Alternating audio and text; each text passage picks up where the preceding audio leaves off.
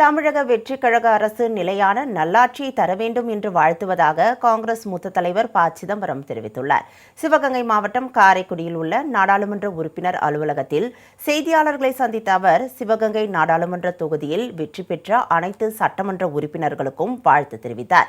மறைந்த இயக்குநர் பாரதி ராஜாவின் உடலுக்கு தேனி மாவட்ட காங்கிரஸ் கட்சி சார்பில் அஞ்சலி செலுத்துவார்கள் என்றும் அவர் கூறினார்.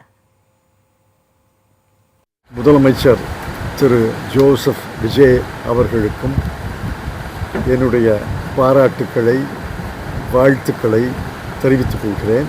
திரு பாரதி ராஜா அவர்கள் மறைவுக்கு என்னுடைய ஆழ்ந்த இரங்கலை, அனுதாபங்களை தெரிவித்துக் கொள்கிறேன்.